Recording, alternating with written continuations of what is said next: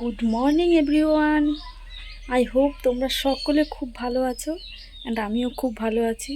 তো সকাল সকাল উঠে সমস্ত কাজ হয়ে গেছে, স্নান করে আসলাম এইমাত্র। এখনও কিছু করিনি, আগে পুজোটা দিয়ে নিই, তারপর তোমাদের সাথে কথা বলছি। আর মেয়ে এখনও ঘুমোচ্ছে, এখনও ঘুম থেকে উঠেনি। তো দেখো, বলতে বলতে আমার পুজো দেওয়া কমপ্লিট হয়ে গেছে।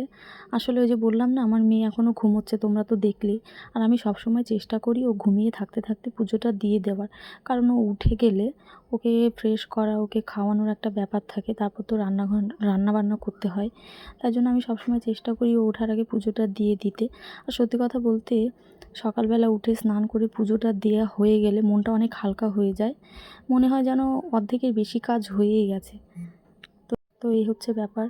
আর এটা দেখো আমাদের লক্ষ্মী ঠাকুর, এটা আলাদা একটা আসন দেওয়া হয়েছে লক্ষ্মী ঠাকুরের জন্য। আর এখানে আছে রাধাকৃষ্ণ, শিব, লোকনাথ আছে, তারপরে একটা জগন্নাথ আছে, তোমরা হয়তো দেখেছো, ছোট্ট একটা জগন্নাথ আছে। তারপর দেখো আমি রেডি হয়ে গেছি, মানে ওই ঘরে যাব, চা খাবো, চা করব, চা খাবো।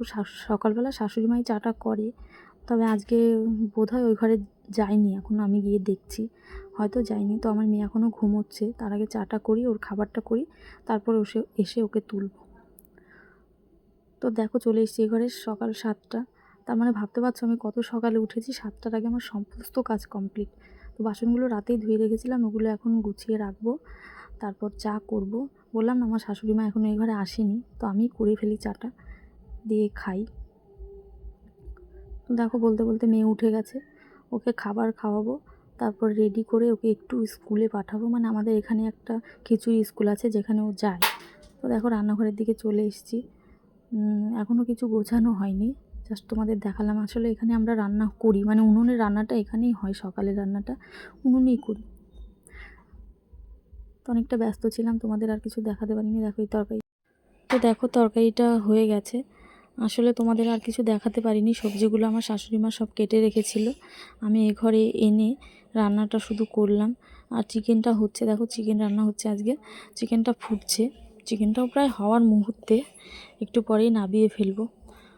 তারপর দেখো বাইরে ভাতের ফ্যানটা ঝরতে দিয়েছি, ভাতগুলোও ঢালতে হবে। ফ্যানটা অলরেডি ঝরে গেছে, অনেকটা টাইম হয়ে গেছে। তো দেখো বলতে বলতে আমি ভাতগুলো ঢেলে ফেলেছি, এরপর চিকেনটা হয়ে গেলে আমার রান্নাটা কমপ্লিট হয়ে যাবে, তারপর মেয়েকে এনে খাওয়াবো ওকে। তো চলো এগুলো রেখে আসি ঘরে। দেখেছো গামলায় মাংসটা ঢেলে ফেলেছি, এরপর এগুলো ঘরে রেখে আসি, রেখে এসে কড়াইটা মাজবো, তারপর আমার বান্নার সমস্ত কমপ্লিট। তো দেখো মেয়েকে আনতে গেছিলাম, ও খেলা করছিল ও দাদুর সঙ্গে, মানে আমার জ্যাঠা শ্বশুরের সঙ্গে, পাশেই বাড়ি। তো ওখান থেকে ওকে নিয়ে আসলাম, ও খেলা করছিল। এখন ওকে খাওয়াবো, তারপর আমি খাবো।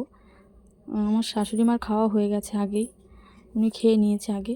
তো ওকে আমি খাওয়াবো, তারপর আমি খাবো। তো দেখো খাওয়া দাওয়া করে এই রান্নাঘরটা লেপে রেখেছি, যাতে সকালে উঠে আর কিছু করতে না হয় এই জন্য। দেখো মাঠে জামা কাপড় কিছু মেলা ছিল, সেগুলো আনবো এখন, এনে ভাঁজ করব, ভাঁজ করে গুছিয়ে রাখবো।